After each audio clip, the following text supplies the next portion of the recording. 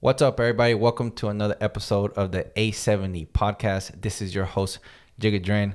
Guys, today is a very interesting episode that we have. This is episode 15. Like I told you guys from the very first episode, slowly but surely, we're going to get up there. So today, guys, in my opinion, from the RGV, we have one of the strongest people alive, one of the strongest people on earth right now. This is a strongman competitor. Would you do me the honor, sir, and introduce yourself? How's it going, everybody? My name's Servando Maroquin III, and like he said, second strongest right now. I just proved it. But yeah, how's it going? Cool, man. So you just had a strongman competition, correct? Yes, sir. Where was that at?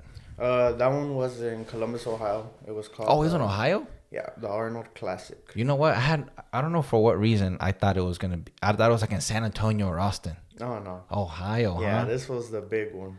Yeah. Okay. So for the most part, Servando, do your best to keep the mic just a little bit closer to you. Or you can bring it to you. Oh yeah. Yeah. If you want to sit back, bring it to you. I'm still learning the whole technicalities of the podcast as well. So tell me a little bit. Have you been to Ohio before? No. This was the first time I've actually ever been in Ohio. Yeah. And I'm assuming you flew. Yeah, I mean, I drove to Strongman Nationals to Salem, Virginia. Okay. And that was like a 28-hour drive. So I was like, okay, you know what? Next one, I'm just flying, man. I'm gonna save that time. Cool, man. So how did you move around over there? Like when you got there? Just Ubers, cause I was gonna rent a vehicle, but it was like $600. Hey. So that's No, $600, and with the gas now, like oh yeah, that would have ran you some more. Oh yeah, big time. Cause you also got to turn that back in with the full tank, right? Yep. Yeah, man. Gas right now is absolutely through the roof, and I think today or this morning or last night, I saw it at $3.99, dude. $4. Yeah, it's insane. Oh, you got a big truck. Oh yeah. So, how's that on gas? It went from 70 to pushing 90 right now. Really? So, yeah. Dang. It's a small tank. I used to have a Ford that had the extended tank. Thank God I don't have it right now. Yeah, cool. So what truck is it right now? It's a Silverado? Silverado 2014. Cool, man. All right, so Columbus, Ohio, right? Yes, sir. Did you go over there by yourself? No. I drove to Houston, picked up my mom and her husband, and then from there we flew out. Oh, so your mom was able to go with you? Yeah, my mom, my sister, and then I had an uncle, a cousin, and another aunt of mine. Oh, fly that's out awesome. as well. That's awesome, Yeah. man. I was actually, one of the questions was like, did you go by yourself? Because, I mean, obviously in any competition, we want at least, a close circle support. Yeah. For the most part. And I was wondering, like, if you went by yourself, I was wondering if that was like a little bit more difficult. So. I mean, sometimes it is and sometimes it isn't. I mean, I drove to Arkansas for a competition back in January by myself. 13 Really? hours, yeah. And no, none of my family members were able to make it, so I mean, it was just something I had to adjust to. Yeah, for sure. Yeah. So, is there a difference though for you? Like, I mean, obviously we don't want to take credit away from the value of family and whatnot, but Yeah. like for a competitor like you, is there a difference from when you have a close circle support there with you and whenever you have to do it by yourself? Well, I'd say maybe in the big competitions, it's great to have my family there because my dad was finally able to make it out. So this is his second time ever seeing me compete, and having my family out there, my mom, my dad. I mean, yeah, it feels very good having them out there. Yeah. Cool, man. Especially when you do well, right? Oh yeah. So, all right. So this was the Arnold Classic, right? Yes. Is this the first time you've gone to it? Yeah. So, in order to make it there, you have to win competition. You get your nationals invite, and depending where it's hosted, and then from there, you get the number of total athletes. So, like this past year, there was 69. So it's only top 20% that get your qualification to the Arnolds. So last year, my first year, there was 82 competitors, and I got 69th. Really? Yeah, my first nationals. So I was just like, it was an eye opener of where I needed to be, what level I needed to be at. And coming back from that one, I made it a point to where I'm going to the Arnolds next year. Yeah. No ifs, ands, or buts. Like, really? That's my goal. So this past year in Salem, I was able to accomplish that goal, and I got 12th out of 69. barely putting me into the Arnold with that last event. And I mean, it was a big accomplishment. My coach, Gabe Pena, he was the one who told me that I was the second one in the region to ever make it this far. Really? Behind him. Yeah, and he is now going to his third World's Strongest Man. Third. And he's from the Valley. Oh, he's also from the Valley? Yes. And you said besides you, he was the other one in the region to make it to the Arnold Classic? To the Arnold Classic. Wow. He's been there twice. And this is my first one. And this September, I'm closing into 2 years of doing strongman. Oh, so you're already 2 years in. Yeah. What were you doing before that? Nothing really, man. Really? I was just working out of town. You're just walking around strong, huh? I hope I was. Yeah. I was just working out of town. I was real into powerlifting. Then I saw a video of him actually. I pop up on my Facebook, and I was like, okay, where's this guy from? You know, so did my research, did my homework, and turns out he was 8 minutes from my house. So this whole time I was just like, okay, crazy. There's been a strongman gym 8 minutes from my house, and I'm barely finding out about it. So that's crazy, man. Yeah. It's crazy how the world can be so small, essentially. Yeah. But I mean, I wonder if the goals sometimes for these like local gyms or like the strongman gyms and things like that, like if they ever make it a priority to get their name out there as much as possible, or if they like keep it low key in a sense of like mouth to mouth type of like advertising, because I wonder if they did put more, not effort, but if they did try to maximize like their advertisement through social media and things like that, could they bring in more people like you faster, right? Because you just said like, or in your opinion, do you think if you would have saw that maybe a year or two ago, would you have, or like before you started, would you have joined that strongman gym maybe sooner, do you think? Yeah, man. I probably would have, because I did see a couple of like World's Strongest Mans growing up here and there. I think the first time I saw one was when Brian Shaw and Cedrunas were going at it with the sandbags inside the water. That was the first time I ever laid eyes on a strongman comp. But after that, I mean, I grew up. I was just playing sports in high school, powerlifting, and then from there, like, I went away from it. And then that's when I saw the video, and I was like, okay, like, this is something I do want to try out. So, I mean, if it was there, if I would have found it before, man, I probably would have pursued that. For sure. I mean, yeah, that's what I assume as well. I just feel like sometimes there's athletes out there that kind of just miss opportunities. Maybe one, because they don't know how to look for like certain places or coaches or mentors like that in the area. And then maybe two as well, from the actual places themselves, that they don't get seen by, you know, these potential athletes enough for whatever reason. But so tell me what's the difference between like a strongman or a strongman training and like powerlifting training? Well, a lot of people think strongman training is like very hardcore and pedal to the metal. That's what I think. Well, I mean, in reality, it's really not. I mean, we do somewhat bodybuilding movements because, I mean, we use all our muscles and all our lifts. Right. So we have to be able to get that strength in every single part of our body. And like the way I'm training is, I train 4 days out of the week. So I do my shoulders maybe twice a week. I do my squats, front squats, and deadlifts all in 1 day. Okay. And then I finish with 3 accessories. And it's really not that hard. I feel like if anybody were to try it, they might like it and they'll continue to do it. But it's just like they feel like they can't. Okay. So I felt like that person too, and I'm not gonna lie. When I first stepped into that gym, I was looking at everybody. I'm like, holy cow, man! All these people here are insanely strong. Yeah. But I mean, you just got it. All comes down to you putting the work in, and once you put the work in, I mean, you get the results you want. For sure. So, from the point that you started, there's been obvious progression since the time that you started to the time like now, right? Just finishing the Arnold Classic. What do you think the biggest difference is between from when you first started and now, in your opinion? I'd say the work ethic. I mean, once you test yourself in those really big comps, which is something my coach emphasized from day one,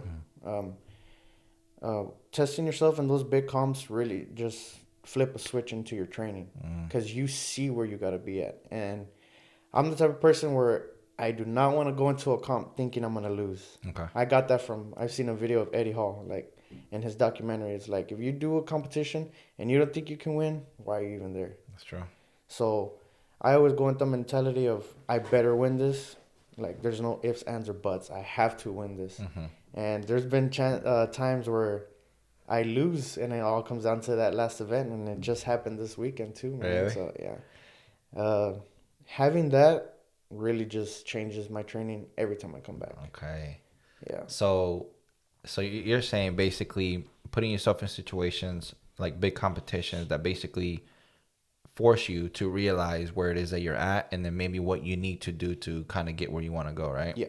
So what changed then in the sense of whenever you know, maybe did your first or second competition and you were able to kind of take a step back and look at where you were as an athlete, what did you think you had to do besides like train harder? Was it just like more weights, like more training days, more reps, or like what did you think that you had to do? I really had to dial in on technique. Okay. Technique and recovery in the right way, because recovery is the main thing for us. So I had to recover the correct way, learn everything to the dot. So like, even till this day, I leave my gym and I'm back on YouTube looking of how I can perfect things, or seeing all the pros on my social media of what they're doing that works for them, because it might work for me and it might not. But studying them, I mean, I don't know. I feel like that's just my way of learning. Yeah. Like, there's days where I'll stay back just to watch my coach Yeah. and see what he's doing, his warm ups, his stretching, his in between sets, like studying everything to the dot, because he's at the level where I want to be at eventually. So if something's working for him, I gotta follow it. Yeah. You know? And the coach, is he the one that you've had the whole time? The one that you Yeah. have now? Okay. It's been him, my other friend Sean Aguirre. I started off with him actually, Okay. and then I transferred over with Gabe. But in reality, like, if anybody has something to tell me, I'll listen to it. Of course. Because, I mean, sometimes people will see things that you might not. Absolutely. So I have my friend Pete, my friend Josiah, who's also taught me stuff, and Chris, my PT, who's now lives in New Mexico. I've learned so much from him. Sean and Gabe. I mean, those are just, I mean, I consider them coaches because they've all taught me something. And you can never forget those things, because those 5 people, whether they know it or not, have made an impact into my training. So, Yeah, man, I think that's the biggest thing that you just said, is the difference between somebody who can be really good and then between somebody who can be really great is the athlete or the person who's always willing to keep learning. Like, maybe kind of from everyone, right? Because like you just said, you kind of don't know what somebody can tell you that maybe you didn't know before. And even if they do tell you something that you do or already knew, it's like, you know, it's not something negative, right? Like, yeah. they're already telling you something you already knew. I think your ability to listen and always be open-minded to new things is what's going to take you to, or keep, you know, taking you to the next level. And I think it's awesome that you have a pretty close group of people who, you know, constantly give you input and feedback. And I think that's super important as well. I think when Pete was on the last episode, we talked about a little bit about the circle that you have, right? And I'm starting to wonder now, like, if you didn't have like those 5 friends and you substituted them for 5 other friends that maybe just kind of weren't interested in what you were doing, but they were friends you hung out with, Yeah. you like hanging out with, do you think that, you know, you would be in the exact same spot that you are now? I don't think I would. Yeah. Because it's like people say, you got to surround yourself with the right group. So I'm the youngest one out of our group. And How old are you? I'm 22. 22, I turned huh? 22 That's crazy, this man. past November. But yeah, man, like, I consider the people at Alpha Fit my family. Okay. Like, they're my brothers and sisters, because they understand what I want, and same thing with all my other group of friends. So I feel like if I didn't have those people in my life, I would not be where I'm at. Because of them is where I'm at right now. That's awesome. Yeah. So that's the way I see it. Like, I'm not your average 22-year-old that's out there partying and having fun. Like, I gotta think of myself like a pro. I want to be a pro one day, but the pros, I mean, you don't see them out partying and everything. Hardly with any sport, to be honest. I mean, I guess it depends, but I think because you're a very individual sport. Yeah. Right. And it's like, literally, I think all your failure and your success really comes down to you, like in competitions. Mm-hmm. The decisions you make outside of the gym, the decisions you make outside of training. It's like you have a certain amount of time each day. And it's like if you're not maximizing the value of that time each day, then it's like it could come back to bite you in competitions. Yeah. And at the end of the day, your circle can help you, to give you feedback. But if you're making bad decisions outside of the gym and you come to a competition, you don't do well, it's all on you 100%. But then the vice versa of that, right? Like if you're maximizing the value of your time and you go to compete and you do well, like second place or even first, then all that success comes down to you, but you credit the circle that supported you, right? Oh yeah, always, man. Yeah, and I think that's that's huge, and I think at the end of the day, people take that lightly. I mean, I do like to reiterate the people that you hang around with, because people really don't know the value of the circle they have, and I think sometimes there are people who start with a bad circle, and I don't say bad as in bad people. I just say a circle that doesn't impact them positively. Yeah.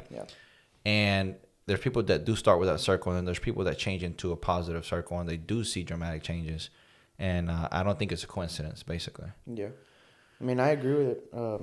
Like I said, if I wouldn't have never met those people, I mean, I don't think I'd be in the position I am. Yeah. And that's the way I think of it, is like the people that came into my life, they made me the person I am today. And I'm always thanking them to the dot, because like I consider them family. Yeah. So like everybody at All Star, all the people from All Star, same thing, the owners, Alex, Sally.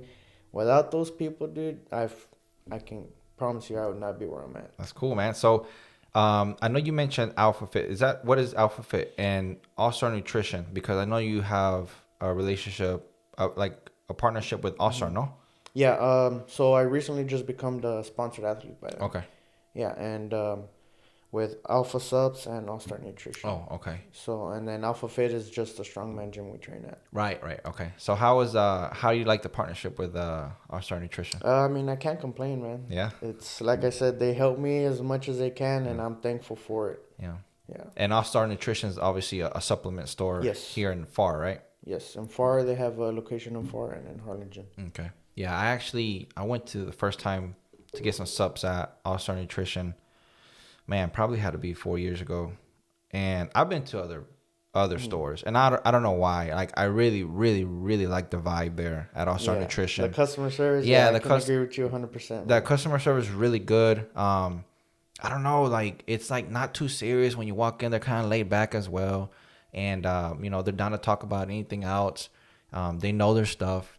So basically, for the last 4 years, that's where I go to get all my subs, and I've done my InBody there as well. And I think for sure, like if you're in the area, I think All Star Nutrition is definitely one of the top, if not the top. Yeah, I believe it is. Yeah, supplement stores here in FAR. So shout out to All Star Nutrition for doing a good job over there.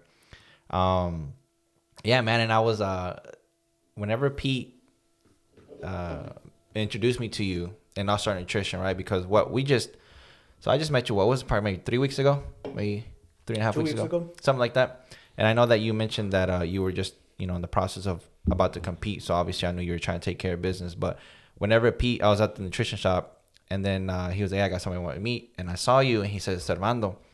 And that name just clicked. It was so weird. But I didn't want to because I didn't know if it was you. But it's weird because my little brother, like maybe months ago, just out of nowhere, he was like, hey, you know who Servando is? I was like, no, I don't. I don't really know that many people here, but I love to meet people type of thing. He's like, yeah, dude, like this guy's, he competes in the strongman. And you used to go to Raiders or no? Yeah, I graduated from Raiders. Yeah, he used to go to Raiders too. And the dude's a freaking beast. And he showed me some clips of you. And I was like, and he's like, he's 22. I was like, 22, man. He's like, dude, I want his physique, man, and his strength. I was like, okay, cool. So he'd tell me about you, like, quite a bit. And then when I met you at All-Star, I was like, wait a second. And then I came back, and I was like, hey, Gabriel. I was like, who's that guy that you were telling me about? He's like, oh, Servando. And I was like, dude, I just met him in All-Star. He freaked out. He's like, no way. And I was like, yeah. He's like, why? Or like, how'd you meet him? And I was like, well, the guy that I did a podcast with last time, he introduced me to him. And he's like, dude, that's so sick. Like, he started freaking out. So I had no idea that my little brother was like a big fan of yours. And whenever you mentioned that, you know, after your training sessions, like, you'll come back and do, you know, you'll watch videos and things like that on YouTube to kind of try to perfect your craft or to keep learning more. I didn't realize it, but like, my little brother started doing the same thing. I would kind of like, he's kind of a gamer as well, but he competes and does his work, right?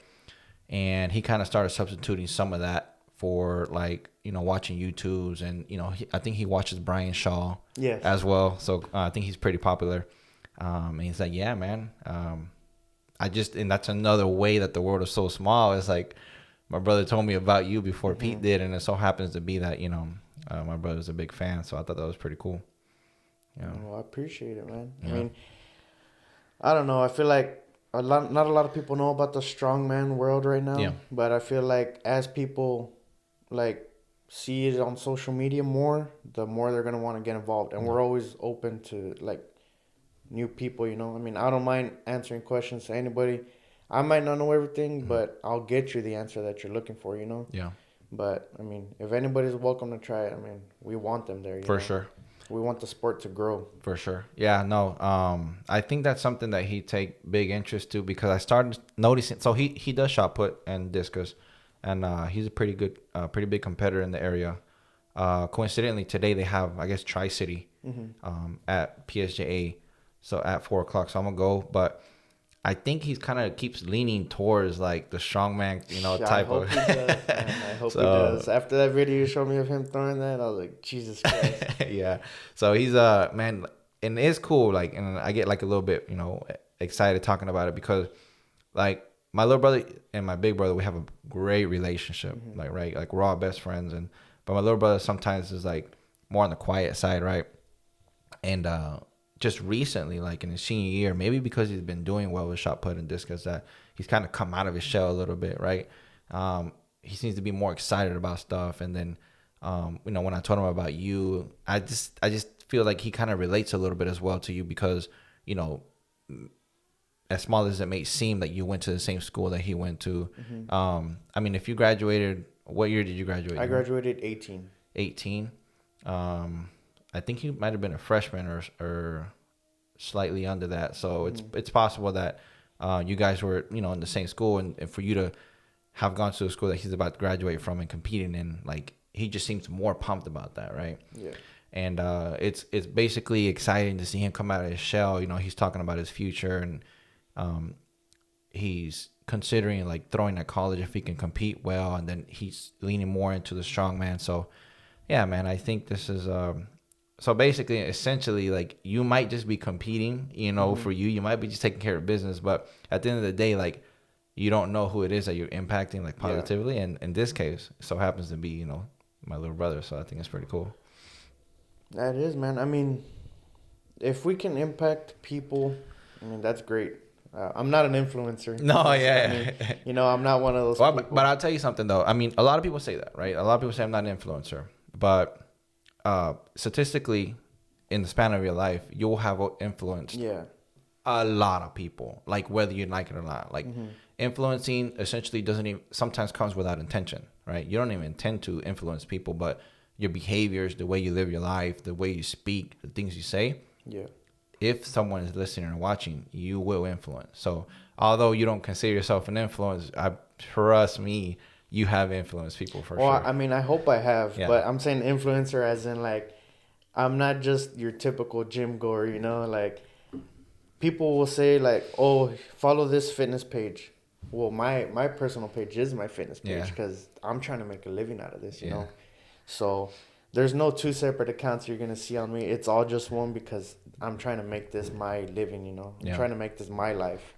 So, I mean, if I can influence people, that's great, man. I hope, I mean, people will step out of their shells and come try out strongman, or step out of their shells and accomplish what they want to, you know? Like, I have like I said, great friends at the gym, and right now I have two of them that I'm helping out as much as I can, Ida and RJ, and those people have changed my life, man. Yeah. Yeah.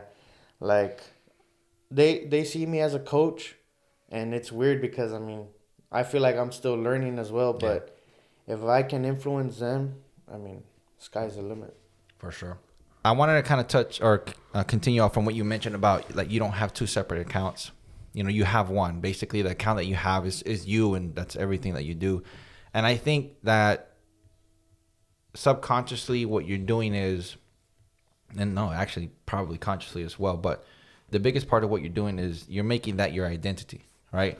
And your identity basically is everything that you do, everything that you say, your behaviors, your thoughts is on that one account. So it's like you're not trying to essentially, not that you're trying to live two lives when you have two different accounts, but it's like you're literally putting everything into who it is that you are. And like what you are is a person who, you know, wants to be better in the competitions in your profession and your craft.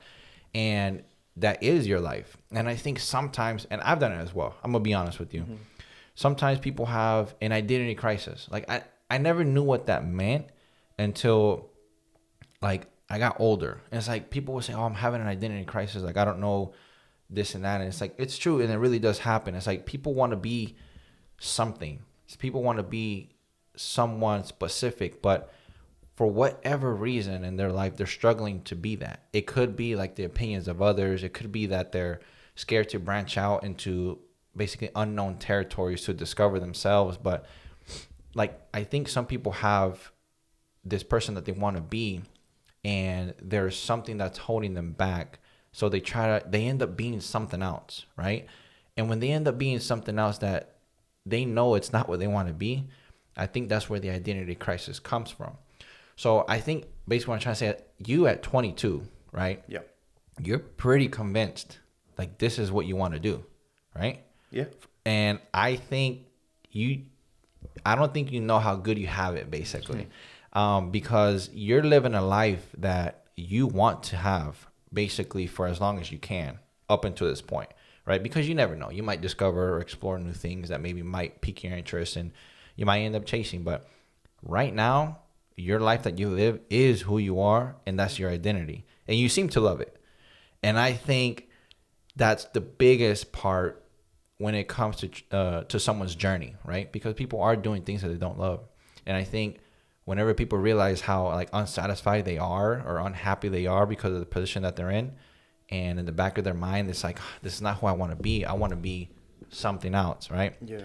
That's where sadness comes in, depression comes in, and the identity crisis comes in. So whenever you mention that, you know, you're putting everything to that one account because that's your life, I think that's phenomenal, to be honest. Well, I mean, it all comes down, like, it has its sacrifices, you know? So, like, it's like I told you, I was working out of town.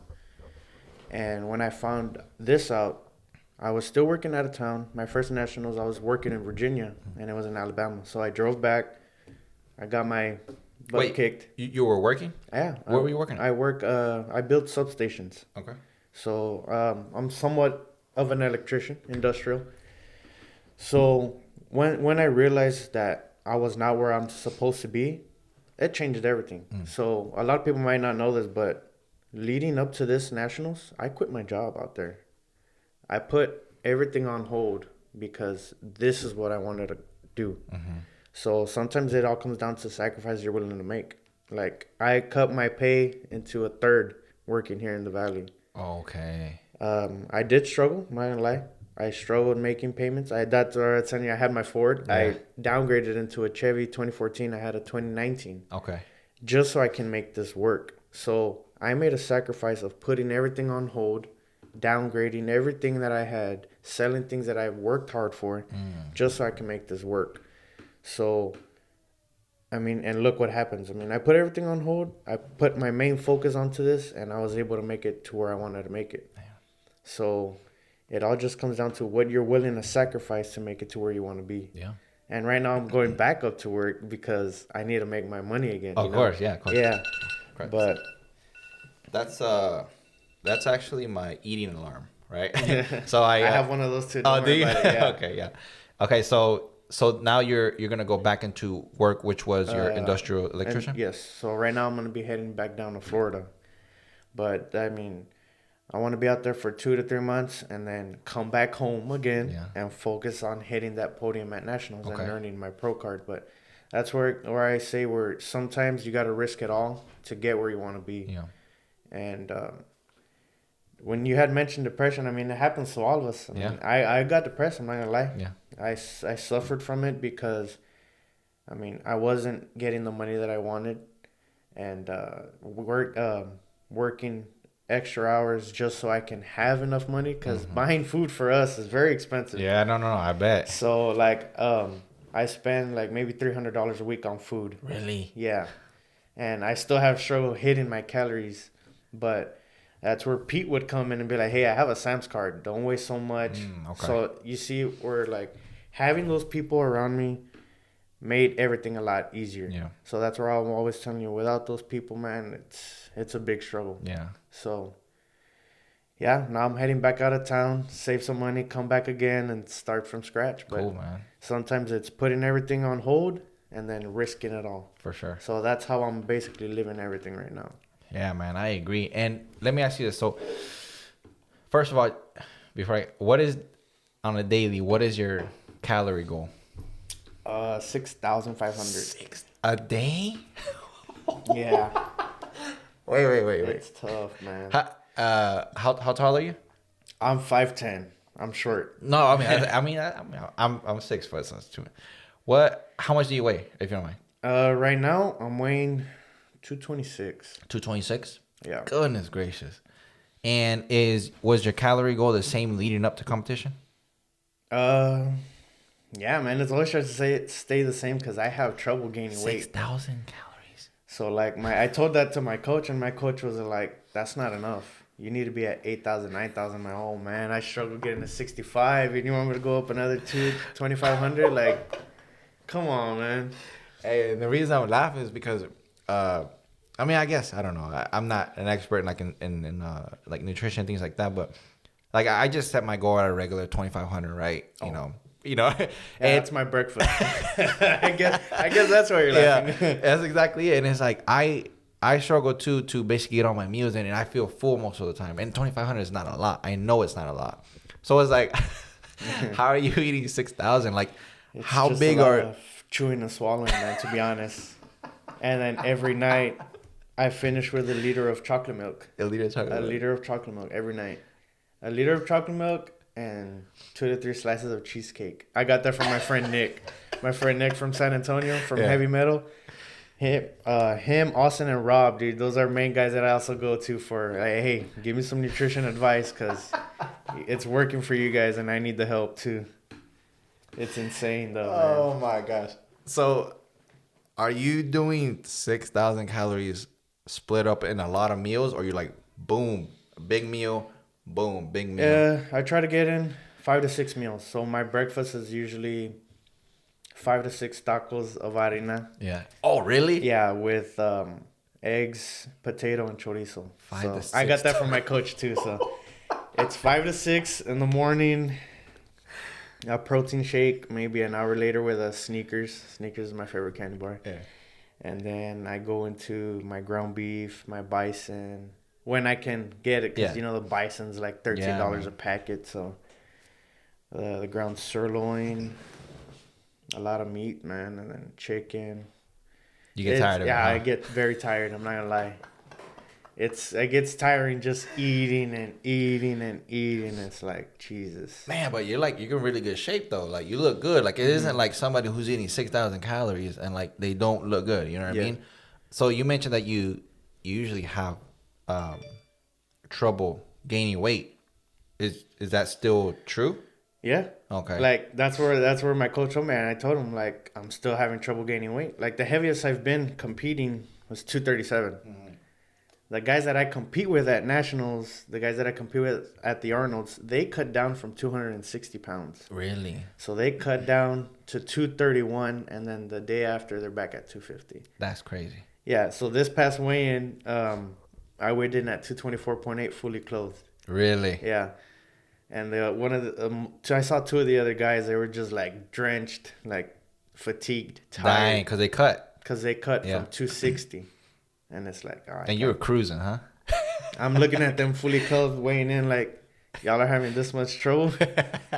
Dang, dude, that's crazy. Like, I knew that there was obviously a massive difference for an average person diet or, trying to hit certain goals and someone who competes like a strongman? I knew there was a massive difference. Yeah, it's the food, man. If we wouldn't have our food, we like my coach is 10,000. 10,000 a daily, day. building No up to his way. competition. So he's leaving the world right now, and he's putting in at least 10,000 calories a day. Man, my question is like, and if you know, if you can enlighten me, like for your coach, I feel like if you're eating 10,000 calories a day, you have to just do that all day, kind of like you Yeah, just it's eat. his life.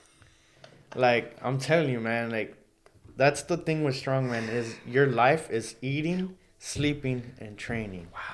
That's it. Like there's nothing else you can do about Yeah. it. Like that, if you want to make it work, That's how you have that's to your do it. schedule right That's there. how you have to do it. Yeah. Man, and some people might be listening and they're like, oh, well, he gets to eat, he gets to eat 6,000 calories. He's lucky, but like it's not it. That's not it. Oh no. Because It's the clean 6,000. yeah, exactly. So, I mean, sometimes we'll, like yesterday. I don't know if you saw mine. Yeah, Yeah. that was on You're. yeah. I got 2 Philly cheesesteak sandwiches, 5 wings, and then 2 basket of chips. But I mean, that's still pretty good. I mean, steak is pretty good. Yeah. The bread is just for my carbs. Maybe the wings was not, but like that's just something I wanted, Yeah. just so I can celebrate after that. Yeah. But yesterday after that, went back to HEB to get all the food I needed, and started again. So you already went grocery shopping. Yes, What was that bill, if you don't mind me asking? $352. $352, man. Yeah, because now I'm hoping to push to 255. Can I be honest with you? $352. $352 is probably 2 weeks in this household. Oh wow. 2 weeks in this household, and now I'm talking about the whole family. Like it's not like just me. I'm talking about like my mom, my dad, my little brother, and me. Oh, That's crazy. Yeah. So does it help when you shop at Sam's? A lot. Or yeah, Sam's. And I mean, till this day, I've been telling myself I'm gonna get a card, Yeah, and man. I just don't get a card. And it's just like Jesus Christ, I'm really slacking on myself not getting that Sam's card because it's a big help, man. No, for sure. Yeah, I mean that's essentially. I mean, in all situations, for someone who eats in bulk is to buy in bulk, and that's what Sam's basically is. Man, Yeah. that's crazy. I had something else to ask you, but when you went off on that, I didn't expect you to say 6,000 calories. You're expecting what? 4? Honestly, I was expecting like 4,000 and a half, because I know. I mean, you're mentioning your coach does 10,000. I know the last thing I heard about what's that swimmer, the Olympian swimmer. Michael Phelps. Exactly, he was at 11,000, 12,000 calories a day, and he's a swimmer, right? But it's because I'm guessing. I mean, well, I'm not guessing. It's because of the amount of training that we do. No, Yeah. 100%. Yeah. I just didn't expect that, That much? No, for sure. So you mentioned that whenever there are strongman competitions, it goes by weight class? Yeah. So we have 80 kilos, 90, and a 105, and then you're open. Yeah. So it's a 175 weight class. You have to weigh 175. Then you have your 200, where you can just compete weighing at 200, and then from there it's 200 to 231. Yeah. So that's the middleweight, and that weight class right now is just growing, man. Yeah. Yeah. That's crazy. All right, cool, man. So let me ask you this. Do you have, besides your coaches, and if it is your coaches, that's fine too.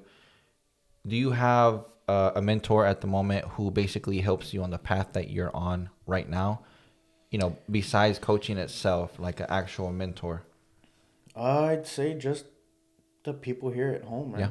I mean, recently, after like selling my fan shirts, talking to people, like a lot of people believed in me, so I see them as my motivation, as my mentors, because like I'm doing this at the end of the day for me, of course, right? Yeah. But having the support of everybody is just like, okay, I really got to step up to the plate. Like a lot of people believe in me. Yeah. So I see everybody as a mentor, because anybody can, it's like I told you, anybody can teach you anything. Like I have people that my friends might be younger, but they might know something I don't. Yeah. So I take mentoring as like from anybody who has information to offer. Yeah. Because by the end of the day, I have to learn something. If not, to me, it's a day wasted. Yeah. So anybody at the gym is a mentor. All my friends are mentors to me. Like they're just the people that get me going, that help me keep going. Yeah. So that's how I see it. Yeah, man. I think that's important as well. And I think one thing that Pete mentioned in the last episode, which I had never heard it before, the way he structured it. And I'm really big into like personal development, things like that. Like, and I really got into that maybe like 2 years ago, just trying to, be better, speak better, know better for the most part. And in regards to mentorship, he basically had it structured where it's like you want to have someone that you look up to, right, as your mentor, someone who's your peer that you train with, right, and then someone who you're able to coach and teach, right? Yeah. And I think the way he structured that was like beautifully put. Having someone to learn from, having someone to learn with, and having someone to teach. So that's everybody at my gym. Yeah, like, exactly. We all feed off each other, like, because we all have our main lifts. Like, somebody might be good at log press, somebody might be a good deadlift, somebody might be a good at squats. So, like, we all learn from each other. Yeah. We all feed off each other's vibes. So everybody there, we're all like mentors to each other. But our main one, it just goes to Gabe. Yeah, for sure. He's what keeps us going. He provides us with the information we need. Of course. And he's very experienced, right? Yeah. Yeah. So I mean, he's been doing this since he was 21. How old is he now? I believe he's 31. So he's been doing this for 10 years. How many of you guys are there that I guess compete? Yeah. Juan, Eli, Joel, Andres, RJ, myself, Maddie, Ida, and Deandra. That's 9 of us. 9 athletes. That's cool, though. In the That's afternoon. A good group. And we all train together in the afternoon. Yeah. So in the afternoons, it's all athletes, including Gabe. So, I mean, if you have 10 athletes all competing in the same sport under one roof, we're all mentors to each other when you think about it, because we're all feeding off of each other. We're all correcting each other. Like, we feed off of each other, and I don't know, man. I just feel like that's why I say, like, without them, it'd be hard. Yeah, it'd be hard, because you go into any other gym, and not a lot of people know about strongman. Yeah. But you go into this afternoon class, it's everybody's life. So you learn every day. Yeah, I think with nine people, I mean, you're essentially looking at 9 different perspectives, 9 different strengths, even 9 different weaknesses that you can correct, 9 different conversations. I mean, I think that, and especially in a sport where it's an individual sport, but you train with the group and you get that much help from the rest of your peers. And I think that's phenomenal. You take that all with you when you go to compete, Every little thing they've all told me goes with me. Yeah. Even some of those guys from San Antonio, I consider them family too. Yeah. And we're 4 hours away from each other. Yeah. But the communication we have in our sport, dude, it's insane. Yeah. Like, everything they've told me to, it goes with me. So every little thing anybody has ever told me goes with me every time I compete. That's awesome, man.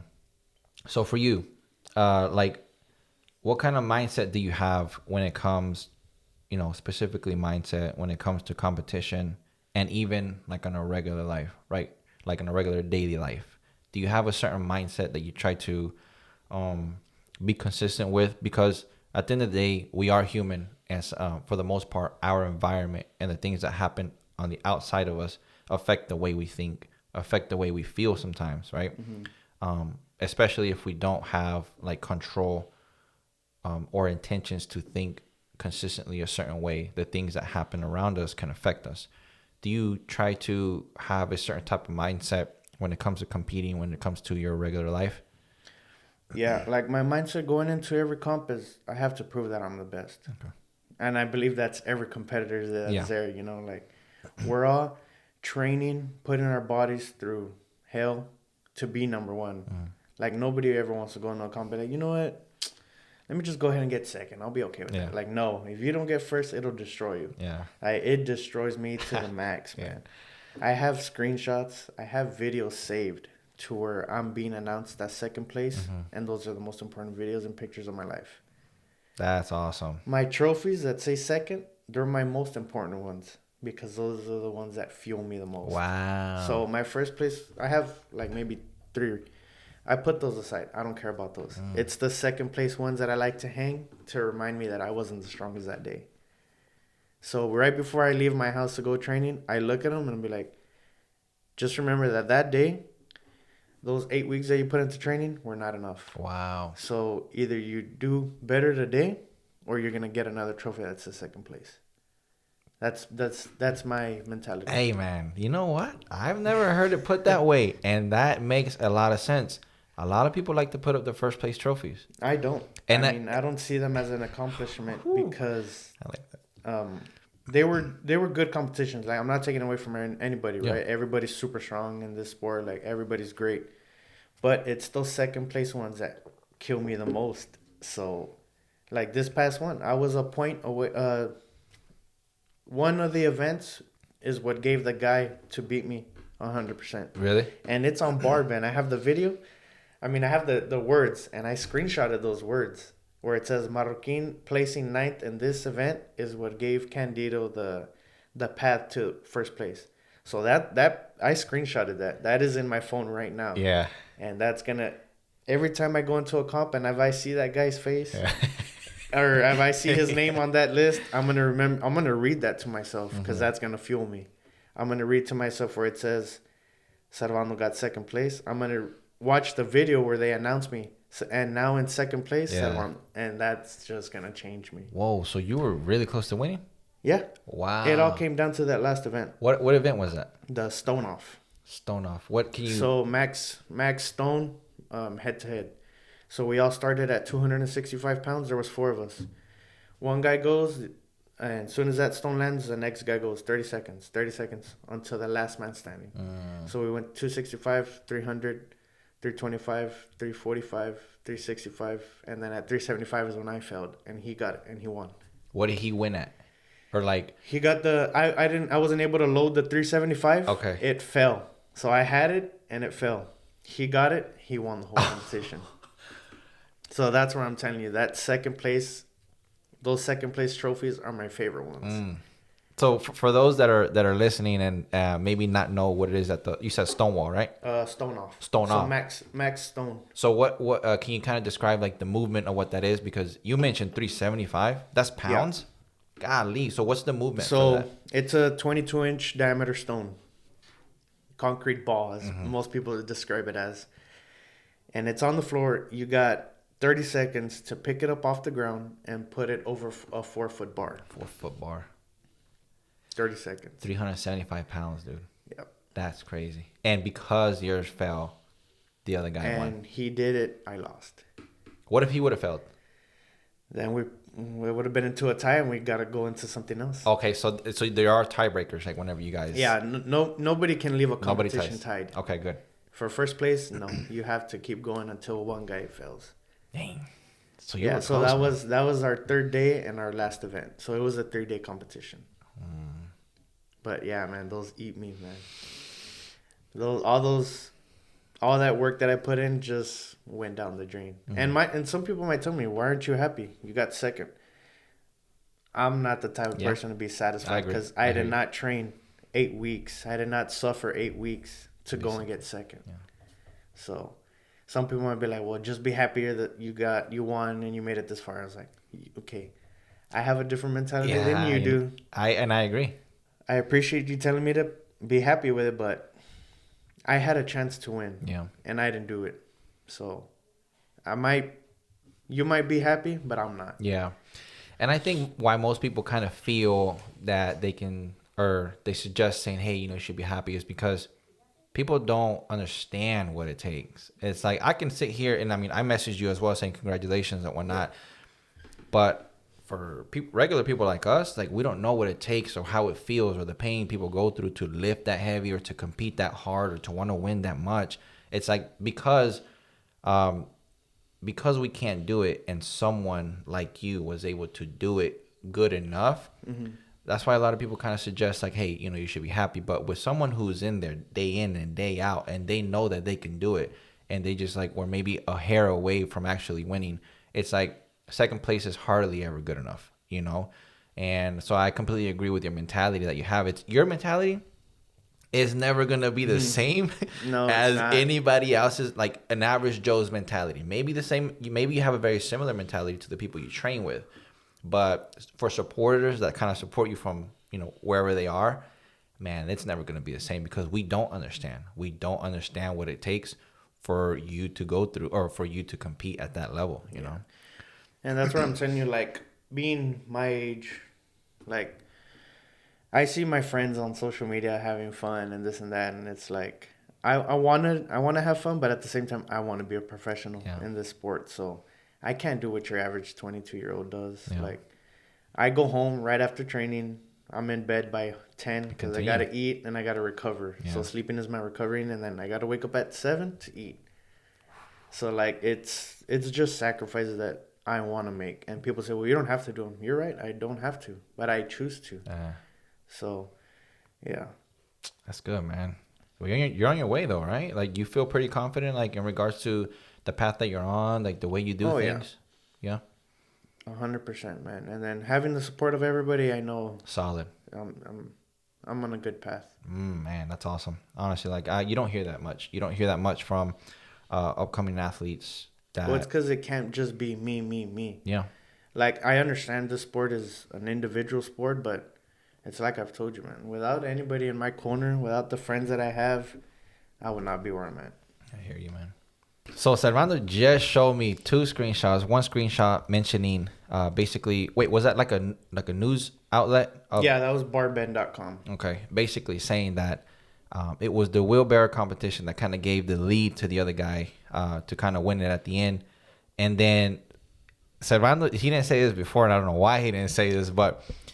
If you would have won first place, you would have gotten your pro card. Would have been a pro at middleweight. Professional athlete in strongman. Yeah. And because of one event that you gave the lead to. Placing 9th in that one event made it a clear path for him. Oh, my God. So there was 16 of us, and...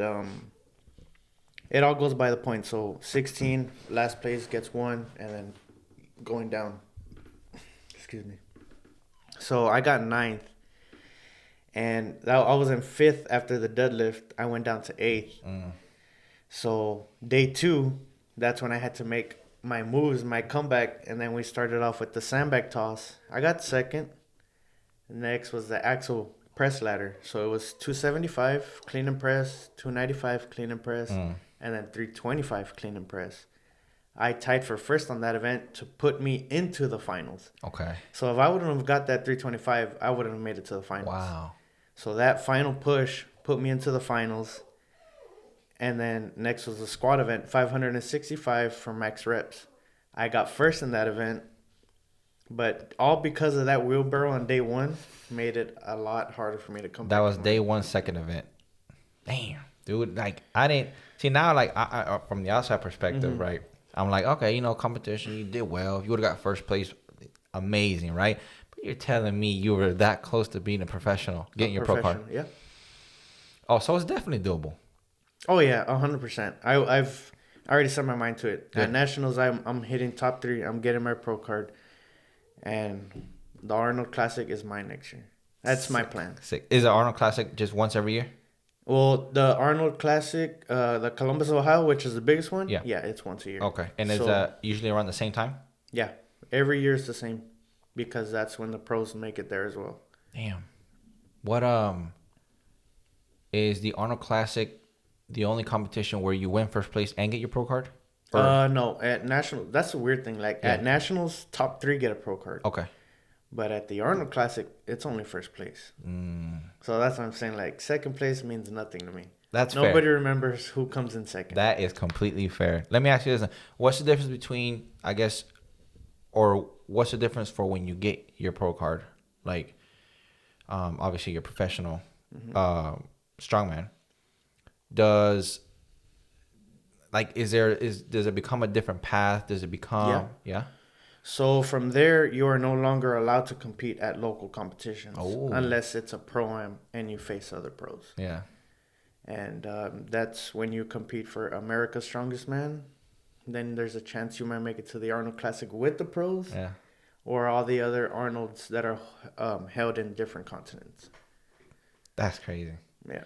So in the RGB, who has come out as a pro strongman so far? Gabe. Just Gabe? And you're telling me just Gabe? Gabe is the only one. I mean, you're next. I'm next. So there would only be 2 at RGB. Yeah. Wow. No, I mean, right now, that's coming up, Beerstone, there's guys from San Antonio that will be competing in the Pro-Am. Yeah. So if they place top 3, they get their pro card. Oh, that's not really RGB, though. Nah, that's fair. Dang, that's awesome. Honestly, that puts things in, that makes things a bit more intense that you were that close. Yeah. Oh, yeah. Trust me, I've been having trouble sleeping knowing that's on the back of my mind. That's awesome, man. That's good. So let me, last question to kind of close it out for you. So is there anything that like you suggest or kind of advise or, say to, and maybe kids younger than you, maybe even people older than you that may be just starting to compete and things like that, like, that might be interested in the sport? Just to never be afraid, man. If you want to do something, go after it. You might have to risk it all, but at the end of the day, you want to do something that you love. You don't want to waste a day getting older and be like, what if I did this? What if I did that? You just do it. Like, and the way I live my life is, if I want something, I'm going to do it. If I got to risk it all, I'm going to risk it all. But because at the end of the day, before I'm 6 feet under the ground, I'm going to say I lived the life I wanted to live. And nobody was able to stop me. Yeah. So don't be afraid. Have confidence in who you are.